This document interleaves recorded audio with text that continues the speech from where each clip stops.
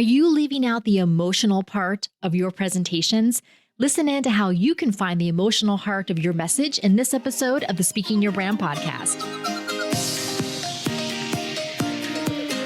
More and more women are making an impact by starting businesses, running for office, and speaking up for what matters.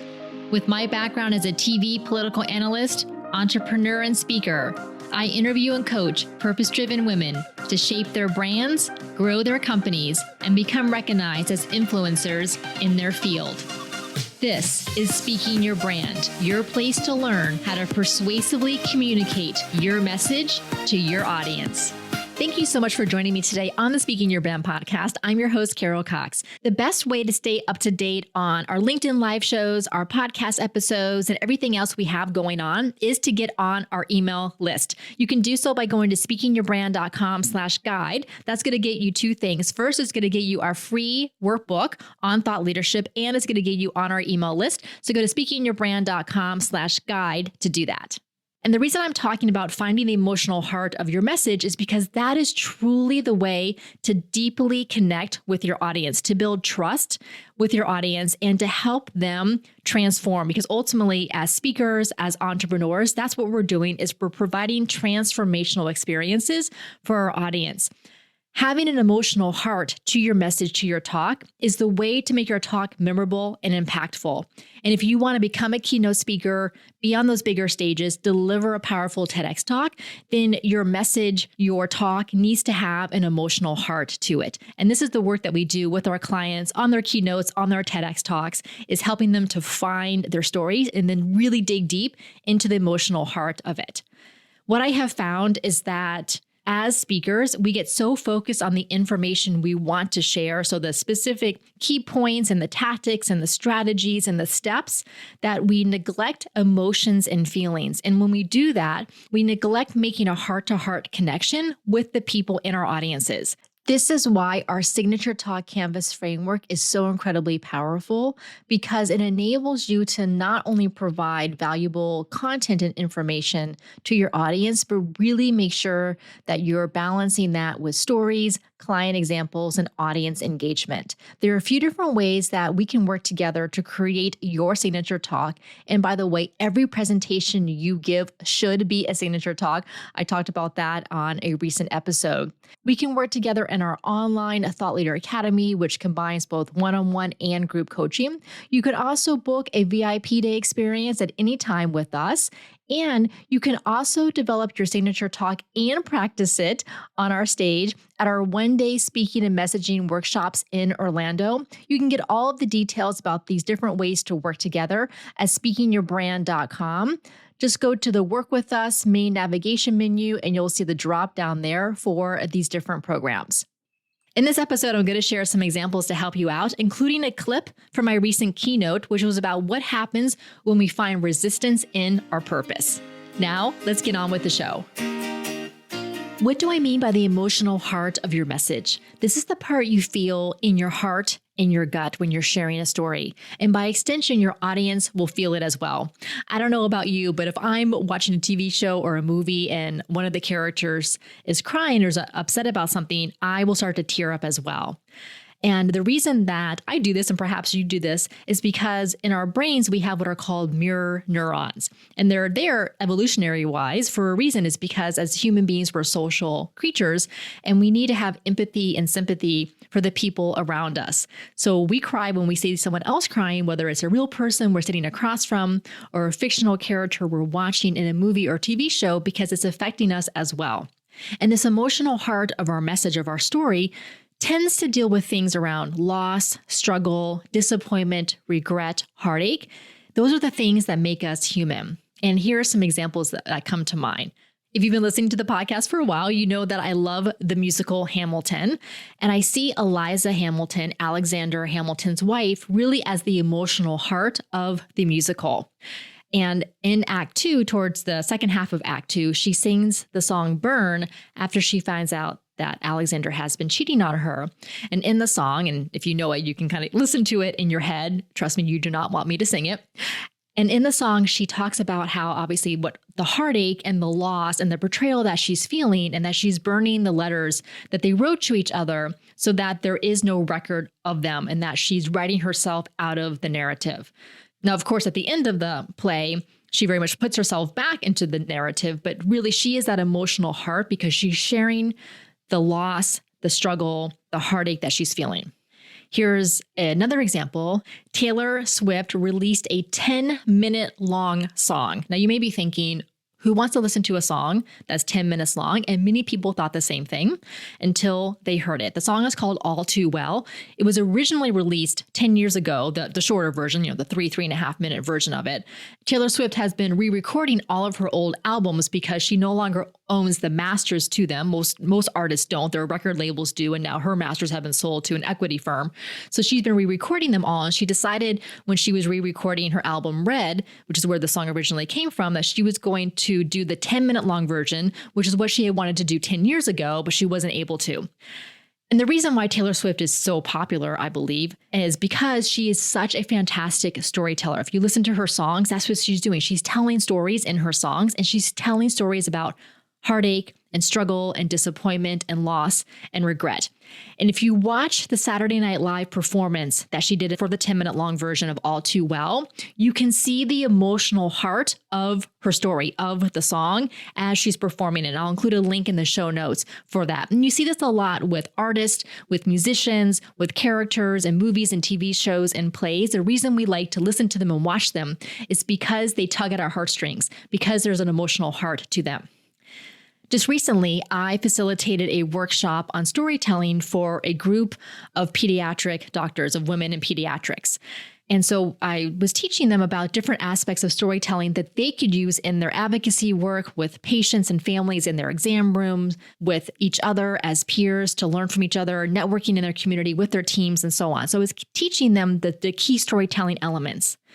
And what I had them do during the 90-minute workshop was also share with each other stories about why they became a pediatrician, experiences that impacted them, patients whose stories would be important to share.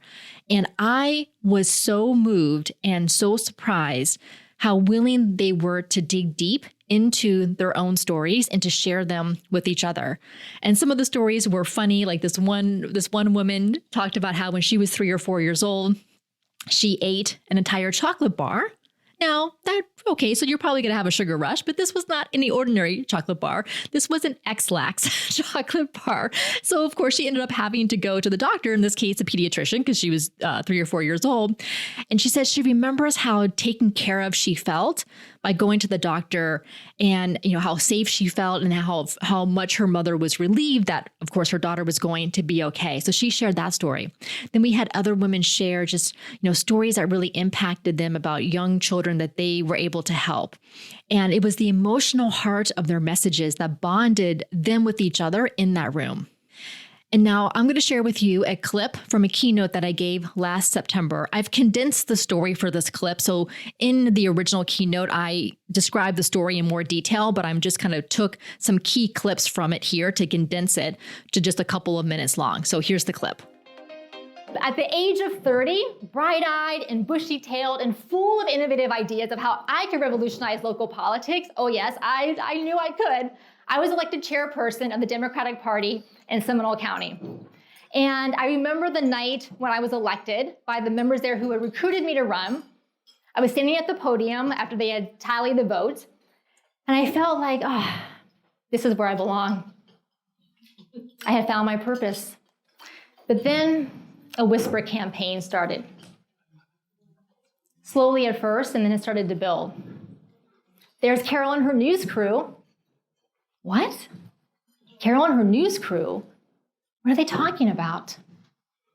All of a sudden, all the things that I was doing, pouring my heart into, getting more visibility for the party, running candidates, trying to put political software together to make it easier for us to do all these things. All of a sudden, it was too much. I was getting too much attention, too much of the spotlight on me. I was challenging too much, trying to disrupt too much. So the same people who had had my back now turned against me. I see some head shaking. It was really hard. I felt alone, I felt isolated, and I felt like I no longer belonged. And I remember there was a monthly meeting coming up that I had to chair as the chairperson of our executive committee. And I knew that these people who no longer had my back were going to be there in force. I didn't want to go. I wanted to give up. I felt vulnerable. I felt alone. So I had a choice to make. I could stand up and make my case, or I could get quiet and I could withdraw. And I like to say that I stood up and made my case, but I didn't.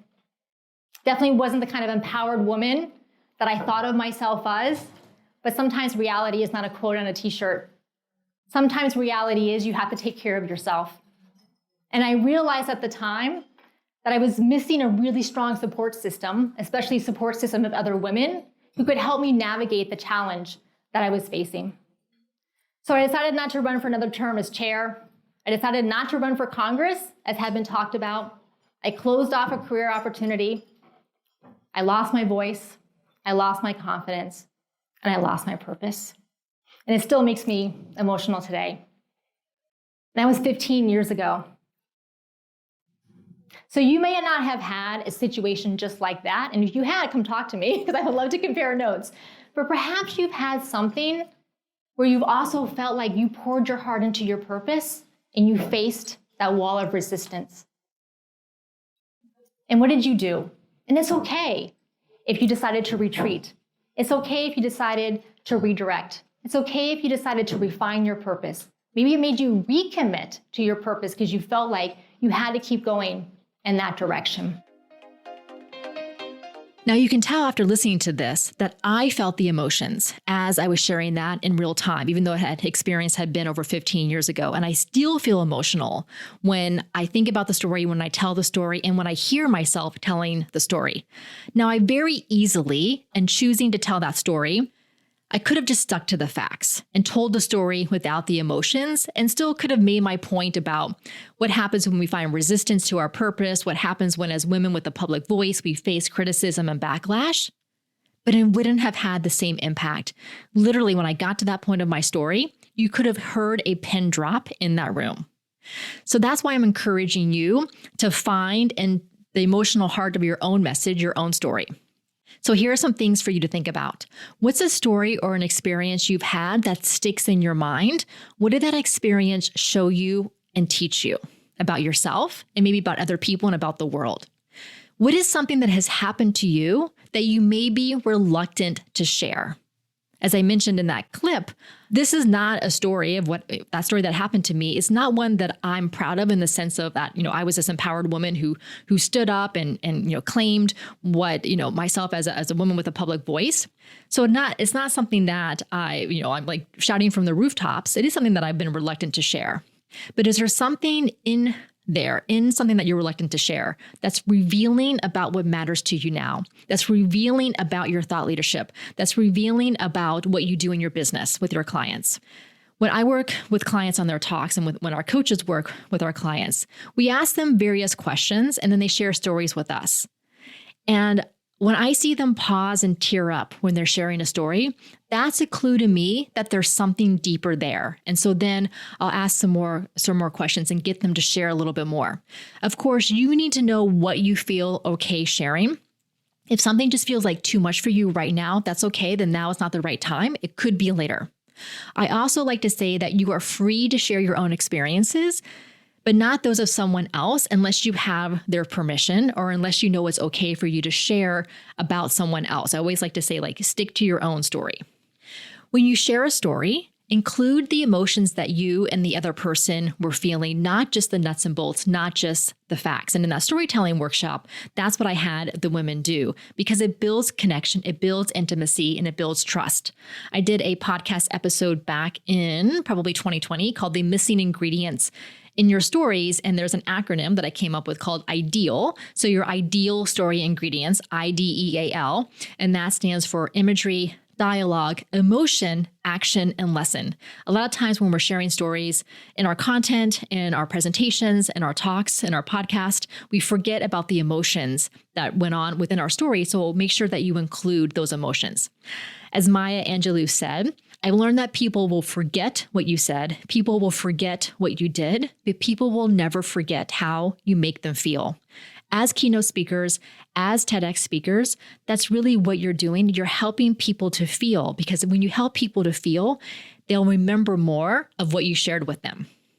My invitation to you is, for your next presentation, whether it's virtual or in person, how can you include a story that has an emotional heart in it?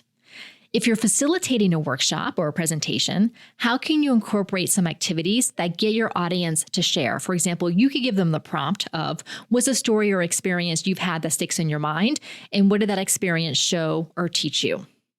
I'll wrap up by saying that this journey to finding the emotional heart in my own story and my own message has been a journey for me. I am very much a left brain, analytical, stick to the facts, nuts and bolts type of person in just my entire life, how I grew up and how I have been. So this is an area that I have been pushing myself to explore more and to dig deeper in. If this is something that you would like to also explore more, I invite you to schedule a consultation call with us so we can talk about your goals, what challenges you're facing right now in achieving your speaking and visibility goals, and how we could potentially work together. You can schedule a consult call by going to speakingyourbrand.com/contact right there. Be sure to hit follow in your favorite podcast app. Also share this episode with a friend or colleague if you think they could benefit from it. And until next time, thanks for listening.